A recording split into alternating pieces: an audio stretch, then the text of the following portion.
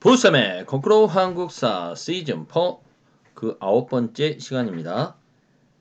이 시간에는 몽골 원나라의 간섭과 고려 후기 정치 변화에 대해서 살펴보도록 하겠습니다. 이 시간이 지나면 여러분은 대몽 항전 과정과 원나라 간섭기의 고려 시대 상황을 파악할 수 있으며 공민왕의 반원 개혁 정치의 의미를 이해할 수 있겠습니다. 본문 볼까요? 몽골과 고려는 원나라가 아니라 거란족 격퇴 과정에서 처음으로 관계를 맺게 됩니다. 이 부분은 좀 지도를 통해서 설명을 드리면 여러분들이 좀 더 이해하기 편하실 것 같은데, 여기서 갑자기 왜 뜬금없이 거란이 나오냐면요. 거란족은 요소지방 일대에서 계속 살고는 있었는데, 아시다시피 여러분들 그 금나라에 의해서 12세기 초에 거란이 세웠던 요나라가 멸망했지 않습니까? 그러면 거란족은 사라졌느냐? 아닙니다. 이 일대에서 계속 살고 있죠. 다만 금나라 여진족의 지배를 받으면서 살고 있었던 겁니다. 그런데 이 금나라가 몽골 원나라의 공격으로 약해지죠. 화북지방의 금나라가 여전히 몽골에 맞서 싸우고 있었던 반면 금나라를 세운 여진족의 본고장이었던 만주 지역의 여진족은 이제 힘을 잃게 됩니다. 그러면서 이쪽에 있던 여진족들은 두만강 쪽으로 이주해 와서 동쪽에 있는 여진족의 나라다라고 해서 동진국이라고 하는 나라를 세워서 나름 세력을 유지하고 있습니다. 그러면 금나라가 약한 나라가 아니기 때문에 화북지방을 중심으로 몽골의 침략을 대충 그래도 좀 막아내고 있었죠.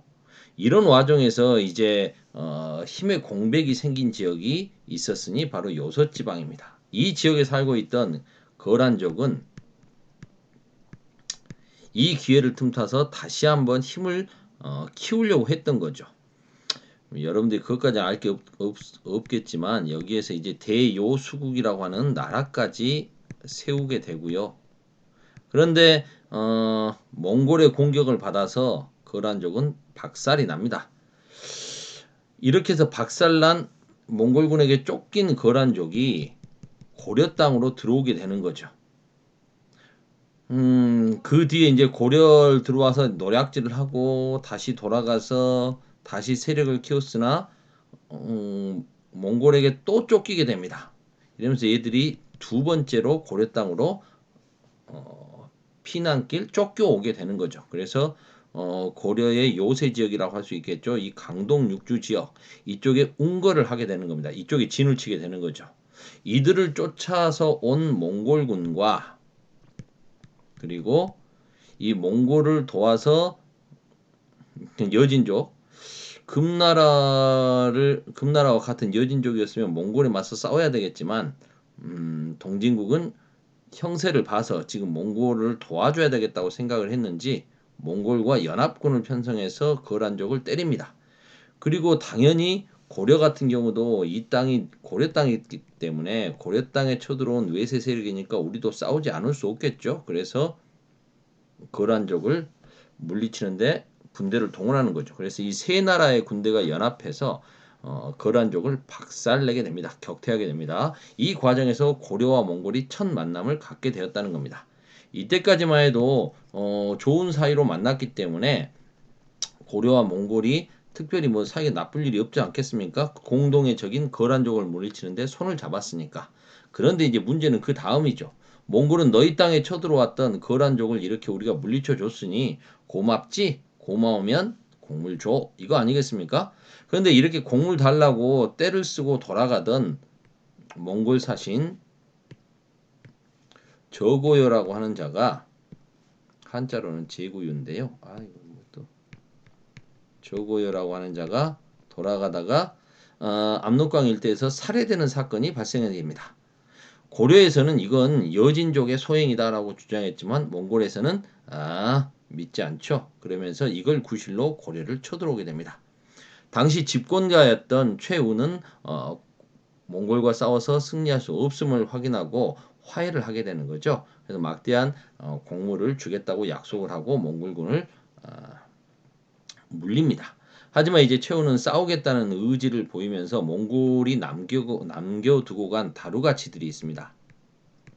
다루가치는 몽골의 세금 징수 공무원, 세금 징수원이기도 하고요. 자신들이 점령한 지역에 파견했던 민정 감찰 기관원이라고도 할 수 있겠습니다. 이 사람들이 또 내정 간섭을 엄청 심하게 하죠.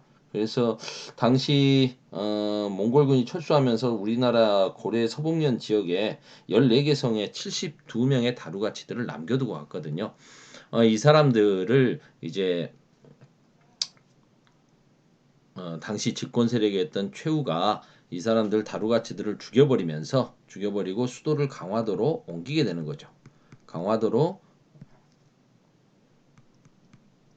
이거 자꾸 이런 게 생겨. 강화도로 수도를 옮기게 됩니다. 그러면서 이제 몽골에게 선전포고를 하게 되는 거죠. 몽골의 침입이 시작됐고요. 2차 침입은 그 지금의 경기도 용인 지역 처인 부공민들이 김윤후 승려 출신의 김윤후를 중심으로 몽골군과 싸워서 오히려 몽골의 그 최고 사령관이었던 살리타를 죽여버리게 되는 거죠. 그러면서 이제 몽골군을 물리치기도 합니다. 하지만 이제 뭐 그 뒤로도 몽골군은 수시로 쳐들어오죠. 충주성은 여러 차례 격전지로서 이름을 남기게 되는데요. 이게 이제 남쪽으로 내려가려다 보면 전라도든 경상도든 그 갈라지는 지역, 이게 이제 교통의 요충지이기 때문에 충주성에서는 여러 차례 전투가 있었습니다. 고려는 이렇게 해서 1231년부터 1270년까지 약 40여 년간 몽골과 항전을 하게 됐고요. 그 오랜 항전 끝에 결국 몽골과 강화를 하게 됩니다. 근데 이게 오랜 항전의 덕인지 아니면 마지막에 강화 협상을 하기 위해서 갔던 왕전, 태자가 나중에 이제 원종이 되는 거죠. 이 태자가 몽골의 그 내부의 권력 다툼 과정에서 훗날 승리하게 되는 쿠빌라이 쪽과 이렇게 강화 협상을 하게 됨으로써 쿠빌라이가 굉장히 좋은 조건에서 고려와 강화 협상을 맺게 됩니다. 고려의 항복을 받아주는 거죠. 그 대표적인 게 고려의 풍토를 고칠 필요 없다. 원나라 몽골은 자신들에게 저항했던 나라들은 철저하게 밟아버렸거든요. 복수를 했었는데 보복을 하고 편입을 시켰는데 고려는 그렇게 하지 않겠다라고 이렇게 굉장히 좋은 조건으로 항복을 하게 되는 겁니다. 그리고 결국 이제 고려의 수도 원래 수도였던 개경으로 환도하게 되는 거죠. 개경으로 환도를 하게 되자 이제 그 누굽니까? 그 무신 정권의 군사 집단이었던 삼별초가 끝까지 이제 저항을 하게 되는 거죠. 삼별초는 중심지를 강화도를 떠나서 진도에서 이제 저항을 하다가 배중손이 죽고 나서는 또 이제 제주도로 옮겨가서 김통정이 제주도에서 항파두리성을 쌓고 저항을 하게 되죠. 그런 역사가 있습니다. 결국 이제 고려는 원나라 몽골의 간섭을 받게 됩니다. 고려 충렬왕이 쿠빌라이의 그 공주였던 제국 대장 공주와 결혼을 하게 되면서 고려는 원나라 황제의 사위의 나라 부마국이 됩니다. 그러면서 왕실의 용어나 관제도 이제 황제의 나라에서 제후국으로 격화되는 거죠. 예전에는 황제 같으면은 본인을 이야기할 때 지문 뭐 이렇게 이야기할 텐데 이제 과인은 그 다음에 이제 황제고 그 밑에 다음에 황위를 이을 사람을 태자라고 하는데 이제 세자 뭐 이런 식으로 호칭도 격화가 되고요. 그 다음에 이제 고려 같은 경우에는 이성 육부 체제였는데 이제 첨의부와 사사 이런 식으로 좀 관제도 개편이 됩니다. 격화가 됩니다. 그리고 이제 다루가치를 통한 내정 간섭도 있었고 그리고 정동행성이라는 건 뭐냐? 행성은 이제 기구를 이야기하고요. 정동은 정벌한다. 동쪽을 정벌한다. 쉽게 말해서 일본 원정을 위해서 몽골이 고려에 설치한 기구입니다.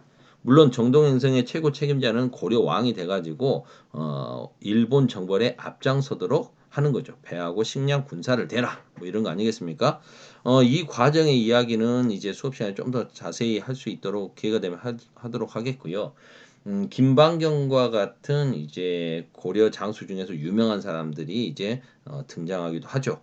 그런가 하면 음, 그 홍다구라고 해가지고 원나라에 투항했던 홍보곤의 아들, 그래서 원나라 장수가 돼서 왔던 홍다구라고 하는 원나라 장수가 고려 사람들을 굉장히 괴롭혔던 이야기, 이런 이야기들도 수업 시간에 시간이 되면 선생님 해드리도록 하겠습니다. 원나라는 고려의 관제만 격화시켰다는 게 아니라 땅도 빼앗아 갑니다. 천령 이북에 쌍성 총관부를 설치해서 천령 이북 땅을 빼앗아 가고요. 그 다음에 자비령 이북에 동령부를 설치해서 자비령 이북 땅을 빼앗아 가기도 합니다. 그리고 제주도에는 탐나 총관부를 설치하기도 하죠. 동령부와 탐나 총관부는 충렬왕 때 돌려줬습니다만 쌍성 총관부는 돌려주지 않아서 나중에 공민왕 때 쌍성 총관부는 무력으로 탈환합니다. 그 외에도 금, 은, 인삼 등의 많은 곡물과 공려, 환관 등을 요구하죠. 이때 뭐 공료로 끌려가는 것은 왕족이라고 하더라도 예외가 없어서 이 공료로 끌려가지 않도록 하기 위해서 딸내미들을 일찍 시집 보내버리는, 그래서 조혼 풍습이 만들어지기도 하죠. 이렇게 원나라 간섭기에는 원나라와 친하게 지내는 친원파 성향의 세력가들이 권력을 잡게 되는데요. 그들을 권문세족이라고 부릅니다. 권세 있는 가문, 세력 있는 족속, 권문세족. 이들은 원래 이렇게 문벌 귀족 출신도 있지만 별로 가문이 한미하다 할지라도 원나라와에게 뭐 이렇게 잘 보였거나 아니면 왕이 세자 시절에 원나라에 인질로 가 있을 때 거기에 호송을 했다거나 아니면 이제 몽골말을 잘해서 통역을 했다거나 여러 가지 이유 등으로 인해 가지고 성장한 사람들이 많습니다. 그리고 이제 고려 후기에는 도평이사사에서 모든 정치가 다 이루어지는데 이 도평이사사를 이 고문세족들이 장악을 하고 대농장과 노비의 소유를 확대하면서 고려에서 정치 경제적 권력을 독점해 갔던 거죠. 물론 고려 왕들은 원나라 공주하고 결혼함으로써 이제 왕의 시호에 충자가 붙지 않습니까? 충해왕, 충수광, 충모광, 충선왕 뭐 이런 식으로. 그러면 이들은 다 원나라에게 뭐 피가 이제 몽골 피가 섞이는 것도 있겠지만 원나라에 자발적으로 복종만 했나? 물론 충선왕처럼 나름대로 원나라 안에서 세력을 키웠던 사람도 있고요. 있고 그 다음에 자신의 지위 몽골 황제의 집안이라고 하는 이런 지위를 이용해서 몽골이 당시 원나라가 세계적인 제국이었기 때문에 쿠릴타이 회의에 참석하고 그리고 막강한 부를 경제적 무역을 통해서 부를 누렸던 왕들도 있습니다만 원나라 간섭에 대해서 저항하는 왕들도 있었죠. 원나라 황실의 일원이다 보니까 황실의 정권 다툼에 연루돼 가지고 왕위를 하다가 쫓겨나기도 하고요. 다시 왕위에 복권되기도 하고 이렇게 두 번 같은 사람이 두 번씩 왕이 되는 경우도 여러 차례 있었습니다.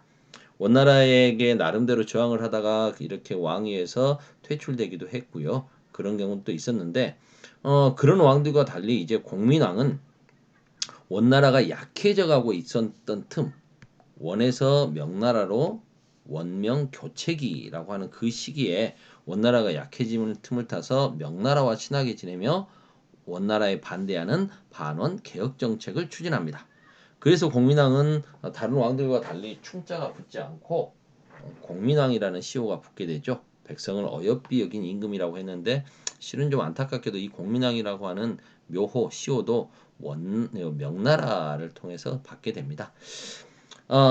공민왕은 몽골식 풍습과 제도를 폐지하고 몽골의 실세였던 고려 공려 출신으로 몽골 순제의 애정, 사랑을 받아가지고 총애를 받아서 태자를 낳음으로써 이제 총애를 받고 급성장해서 세력을 키웠던 기황후의 오빠 기철 등의 이런 친원파 세력들을 제거하죠. 그리고 정동행성 이문소 내정 간섭 기구를 폐지합니다. 그리고 이제 원나라가 돌려주지 않았던 쌍성 총관부 지역을 공격하게 되죠. 이때 쌍성 총관부 원나라 관리로서 쌍성 총관부 지역에 있었던 이자춘 그리고 그의 아들 이성계가 이 쌍성 총관부 수복을 하는데 결정적인 기여를 하게 되는 거죠. 그 덕분에 이렇게 이성계가 이제 고려 중앙정계에 진출하게 됩니다. 그리고 이제 공민왕은 자신의 정치적 방패이자 정치적 동반자였던 노국대장공주가 죽은 뒤에 신돈을 적극 등용해서 개혁승려 신돈을 등용해서 고문세족들을 견제하게 됩니다. 그러면서 이제 신돈이 설치했던 게 전민, 변정, 도감이죠. 여러분들 그 고려 초에 광종이 노비안검법이란 걸 만들어서 노비들을 다 검사해서 편안하게 원래 부당하게 노비가 된 사람들을 원래 백성으로 속량시켜주는 거, 환속시켜주는 제도가 있었지 않습니까? 그 신동 같은 경우도 그런 비슷한 걸 했던 거죠. 고문세족들이 너무 비리를 많이 저지르게 되니까 그들에게 억울하게 땅을 뺏기거나 억울하게 노비가 된 사람들을 다 원래대로 바르게 해준다는 겁니다. 전민, 전답과 백성을 고친다. 바르게 고치는 기구다라는 뜻입니다. 이렇게 개혁을 추진하기도 했고요. 그리고 성균관과 과거 제도를 정비함으로써 유학의 소양이 있는 신진 사대부들을 등용하기도 하죠. 하지만 고문세족, 기득권 세력들의 저항이 컸습니다. 신돈이 제거되고 그리고 공민왕마저 제주도에서 일어났던 목호의 난 이걸 진압하기 위해서 최영이 제주도에 가 있는 틈에 공민왕마저 시해돼 버리는 거죠. 이러면서 개혁은 중단됩니다. 공민왕 때는 어려움도 많았습니다. 홍건적과 외구의 침입이라고 했는데요.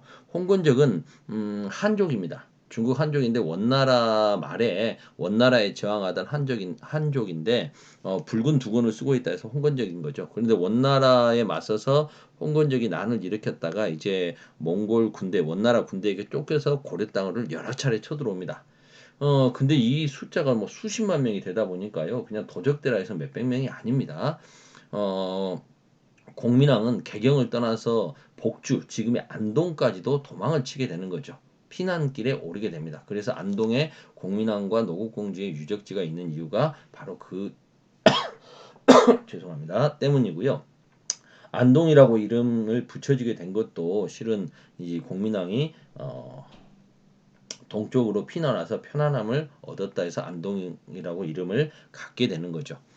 그리고 이제 남쪽에서 외구의 침입도 심했습니다. 이런 어려움 속에서 개혁을 추진하던 공민왕은 결국 죽음을 맞게 됨으로써 그 개혁조차 좌절되어 버린 것이죠. 시간이 너무 많이 가네요. 신진 사대부의 성장 빨리 진행하도록 할게요. 성리학이라고 하는 것은 인간의 본성과 우주의 원리를 연구하는 학문입니다. 남송 시대에 만들어졌는데요. 원나라를 통해서 우리나라에는 들어오게 됩니다. 안양이라는 사람이 처음으로 우리나라에 소개를 했고요. 이재현이 이제 원나라의 수도 연경에 있었던 만곤당에서 원나라 학자들과 교류하면서 이해의 폭을 넓혔습니다. 그리고 이제 공민왕 때 성균관을 정비하면서 성리학이 본격적으로 과거제도와 성균관을 정비하고 과거제를 좀 손봤지 않습니까? 이게 무슨 말이냐면 과거제 시험 볼 때는 두 가지 방안이 있었죠. 뭐 하나는 이 사람이 얼마나 글재주가 좋으냐라는 걸 보는 게 있고요. 그게 재수럽이라고 합니다. 그 다음 또 하나는 경전을 얼마나 공부하느냐라고 하는 게 명경업인데요. 시간이 없는데 좀 일단 써볼게요. 여러분이 헷갈리면 안 되니까. 제술과와 명경과가 있습니다. 제술과는 글짓기를 잘하는 것이고 명경과는 경전 이해를 얼마나 경전을 명확하게 알고 있느냐라는 겁니다. 그런데 공민왕은 과거제를 어떻게 정비했냐면요. 그동안 이렇게 제수업을 좀 더 많이 뽑던 걸 명경과를 좀 더 많이 뽑는 거예요. 그렇게 되면 어떻게 되겠습니까? 고문세족의 후예들은 음, 유려한 글쓰기는 잘할 수 있겠지만 공부를 게을리하게 되면 경전 암기는 좀 약하죠. 근데 신진 사대부들은 열심히 공부한 세력들이 많기 때문에 유교 경전에 대한 이해력이 높습니다. 그래서 명경과를 많이 뽑으면 그 사람들이 많이 뽑히게 되겠죠. 이렇게 함으로써 성리학 공부가 본격적으로 이루어졌다. 공민왕 때는 그러니까 과거제도 정비하고 성균관도 정비하고 답이 뭐 두 개 다 될 수 있겠네요. 그리고 성리학 이념의 영향을 받아서 이제 새롭게 성장하는 애들 신진 사대부 등이 이제 공민왕 때 성장을 하게 됩니다. 이들은 토지 문제에서 고문세족들하고 좀 갈등을 빚게 되고요. 왜냐하면 고문세족들이 신진 사대부들에게 줘야 될 땅까지 다 차지하고 있으니까요. 그리고 이 사람들은 이제 불교의 폐단, 고문세족과 연결되어 있는 불교를 비판하죠. 대표적인 인물이 정도전. 그래서 정도전이 불교를 비판하기 위해서 썼던 책이 불시잡변이라는 책이 있죠. 불시는 부처씨라는 뜻입니다. 어이 석가모니 씨 뭐 이런 뜻이죠. 그래서 불교와 관련된 그런 잡스러운 이야기를 좀 비판한 책 바로 불시잡변. 그러면서 현실 개혁을 추구했다. 시간이 20분 넘어버렸네요. 오늘은 여기까지 하겠습니다.